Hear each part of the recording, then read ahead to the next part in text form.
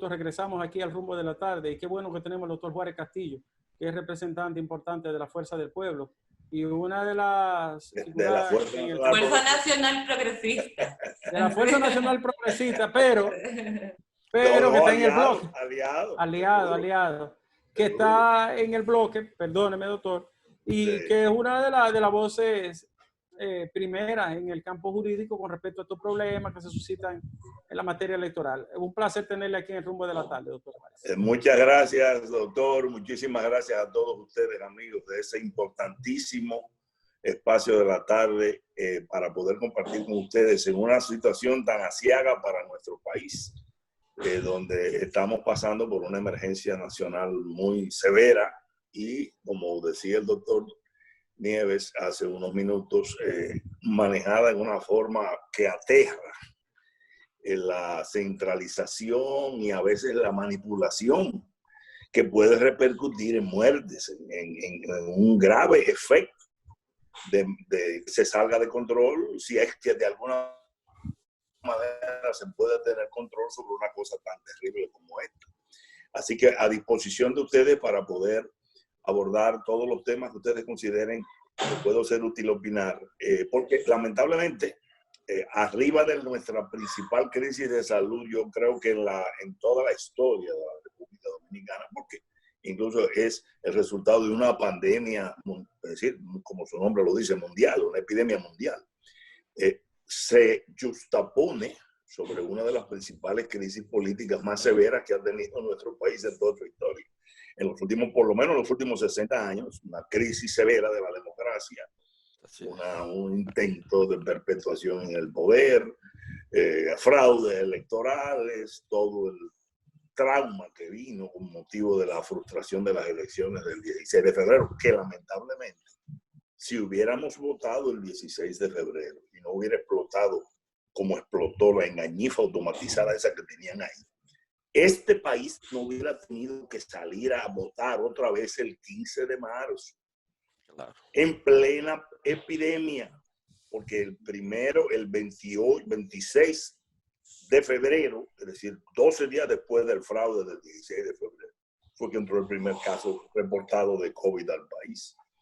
Lamentablemente se cita a la República Dominicana a votar el 15 de marzo cuando ya el virus estaba aquí. Nada más hay que ver los gráficos de disparo del contagio a partir del 16, 17 de marzo. Fueron brutales. Porque era lógico, si había entrado ese virus aquí con esos aeropuertos abiertos, como le daba la gana entrar a todos, aún de los países en cuarentena.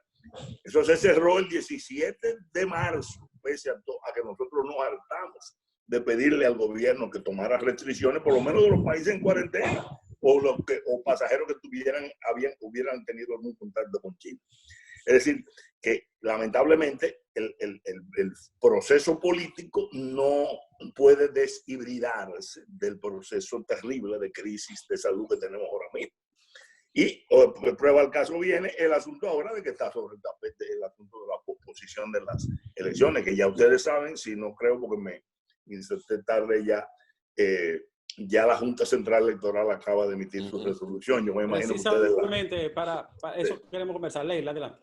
Sí, justamente eso, saber si ustedes están de acuerdo con esa fecha. La Junta decidió 5 de julio y en caso de una segunda vuelta, 26 de julio. Y bueno, ya escuchamos al PRM y a la Fuerza del Pueblo. Queríamos preguntarles a ustedes. Sí, nosotros apoyamos la posición que muy bien sustanciada y articulada que presentó la Fuerza del Pueblo ante la Junta Central Electoral el 8 de marzo. El 8 de abril, mejor dicho, sí, que era sugiriendo, obviamente ponderando las razones de que ya era inevitable la posposición, porque esto no es un asunto opcional. ¿Cómo la Junta puede salir de este país que va a salir y hacer elecciones y hacer campaña en las calles cuando estamos en cuarentena y en un estado de emergencia nacional? No, imposible. Y gente muriendo, como dice el doctor, eso no son estadísticas, son gente 38 en un solo día, señores. Eso es algo grave. Es decir, la posposición se caía de la mata, para usar una expresión popular. Y nosotros habíamos apoyado que las fechas tentativas de las nuevas elecciones o de las elecciones, de la calendarización, como le gusta usar mucho el término a la Junta Central Electoral, fueran el 12 y el 28, no el 5. El 5 ya es una semana antes. ¿Por qué habíamos propuesto que fuera mínimo tentativo el 12? Para dar cierto margen, no solo de que hubiéramos podido estabilizar como país el asunto de la epidemia, porque no va a ser fácil estabilizarlo, sino, señores, no podemos salir de la cuarentena el 4 de julio para votar el 5. Se supone que una campaña electoral tiene que tener un mínimo de razonable de activismo electoral en las calles. Porque eso va a cambiar, ¿eh? La forma de hacer activismo tendrá que cambiar. Pero el problema no es solamente que va a tener que cambiar, que eso lesiona derechos. Porque tú no puedes decirle, por ejemplo, a una persona que es un candidato a una diputación que no tiene conocimiento nacional, que no puede salir a la calle a hacerse conocer en la demarcación donde quiere que lo voten. En otras palabras, el periodo del 12 era lo más tentativo posible para poder encajar que las dos vueltas pudieran hacerse antes del 16 de agosto. Porque sí hay algo que está meridianamente claro.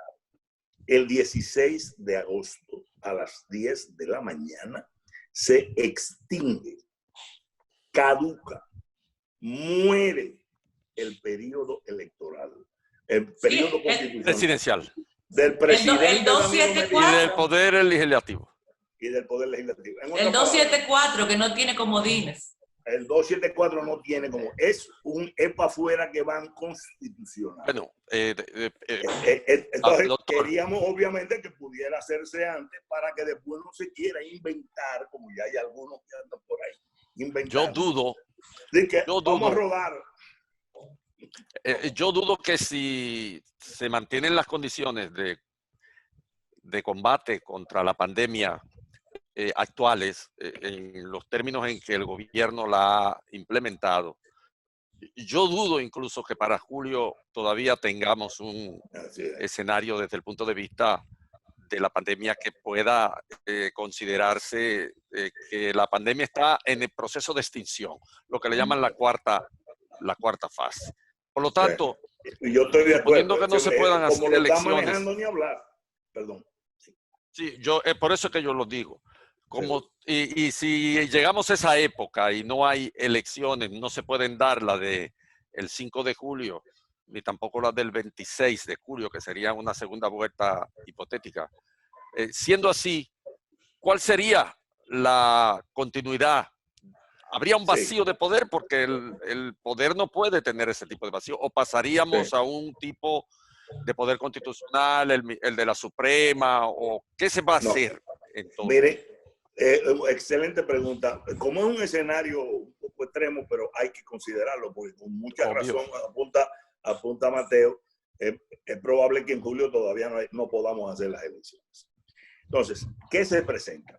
Nuestra Constitución establece mecanismos de sustitución del presidente y del vicepresidente de la República o de cualquier funcionario electivo durante el periodo, en algunos casos excepcionales, renuncia, muerte, destitución por juicio político, etc. Establece un mecanismo de sustitución. En el caso de que es el presidente, el vicepresidente. Si es el presidente y el vicepresidente, entonces el presidente de la Suprema convoca al Congreso, el Congreso elige. Todo eso presupone que se produce durante el periodo. ¿Qué sucede? Que en este caso se podría producir la situación de que muere el periodo constitucional y no hay un sustituto. Entonces, teóricamente hay una ausencia de norma constitucional. ¿Cuál es la solución? Algunos desorejados palaciegos, sobre todo, ya empiezan a cacarear con la modificación de la Constitución. La Constitución no puede modificarse en procesos de excepción, en estados de excepción. Artículo 271 lo prohíbe en forma expresa. ¿Y por qué lo prohíbe en forma expresa? Porque los presidentes se acomodan manipulan los estados de excepción para conseguir ventajas. Por eso es que la Constitución dice no me toque en un estado de excepción.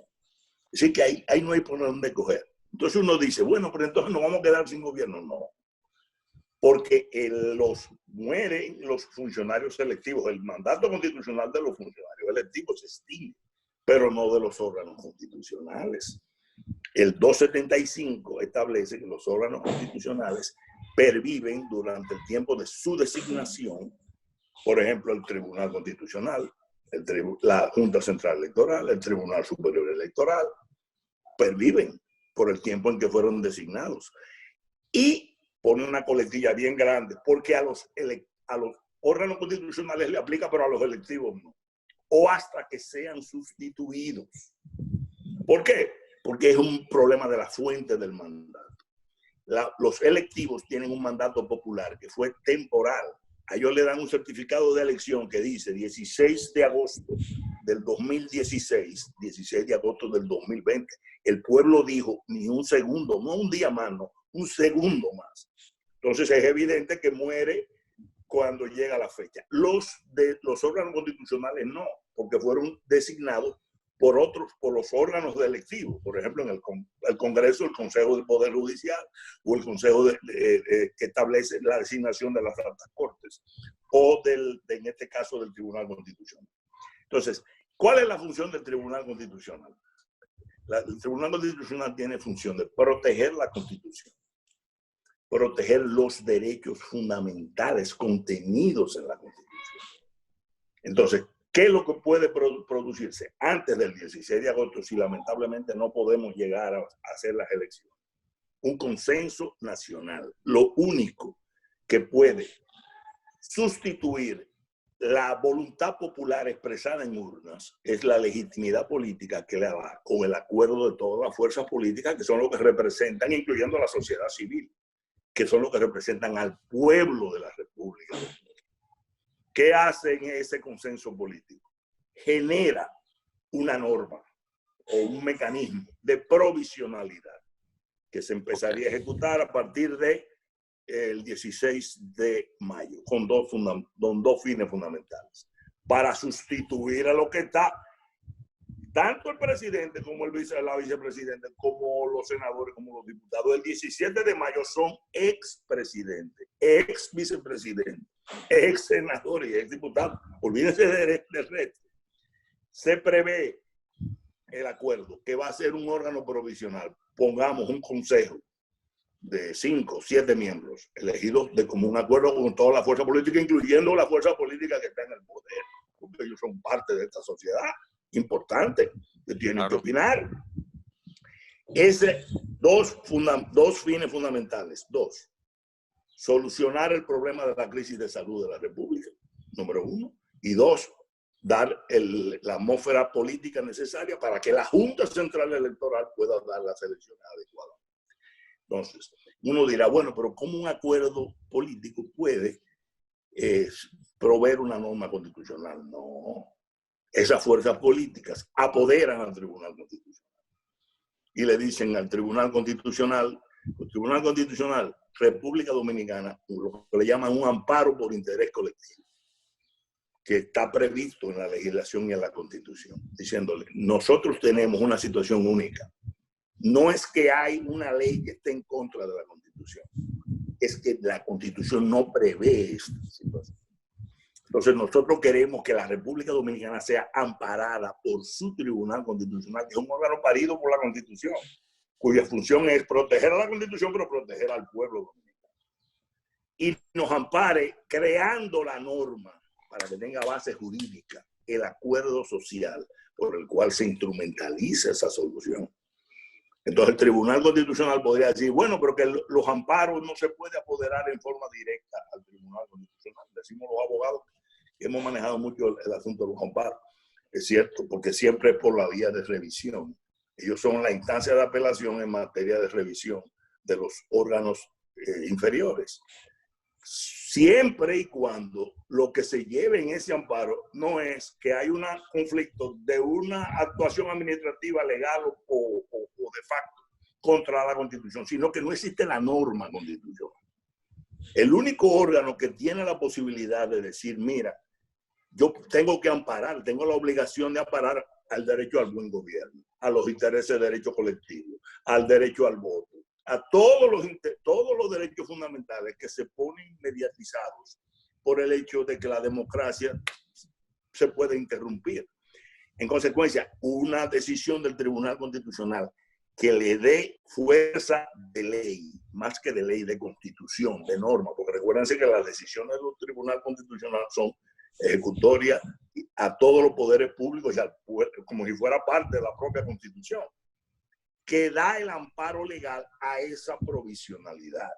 Ahora, ustedes dirán, bueno, va a ser difícil llegar a un acuerdo político para seleccionar, por ejemplo, a las 5 personas o a las 7 personas que harían que tendrían ese órgano, porque ese órgano tendría las labores o las funciones del Ejecutivo y del Legislativo de manera provisional.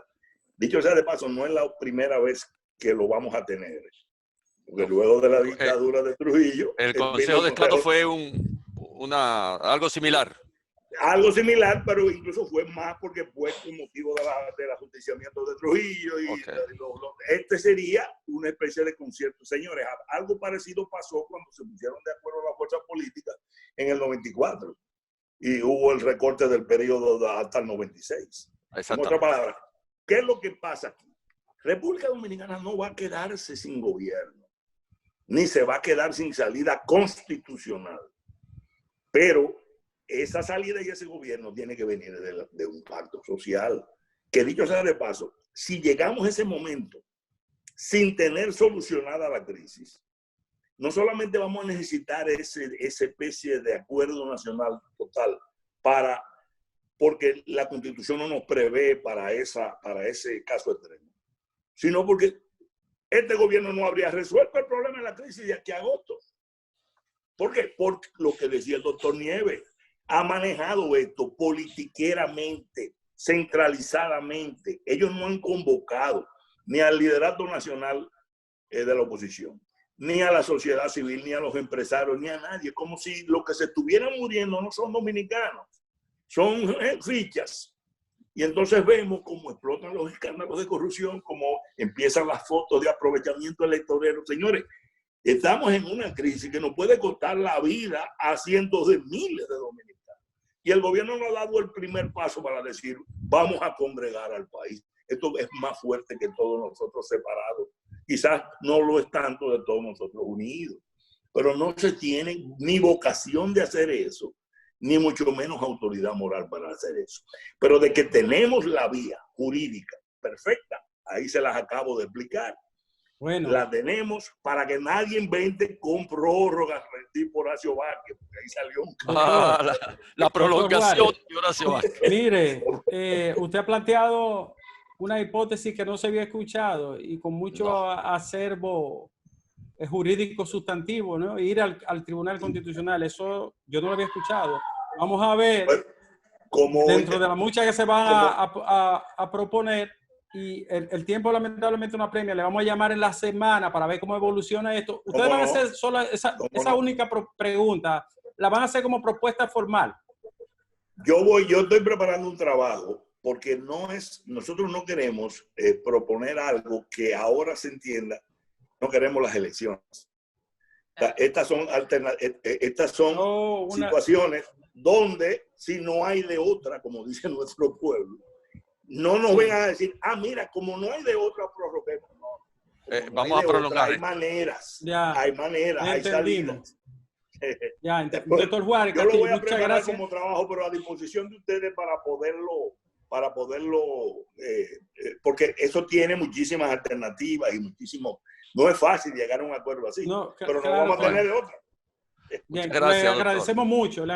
Muchísimas gracias a ustedes por el espacio. Cualquier cosa a disposición de ustedes. Y cuídense mucho todos. Gracias. Donde surge la noticia, donde hay más variedad, la propuesta de las tardes que a ti te formará. Es el rumbo de la tarde, es el rumbo de la tarde, el rumbo de la tarde, el rumbo de la tarde. Una rumba de actualidad, con rumbo a la veracidad, un informativo trayecto que sube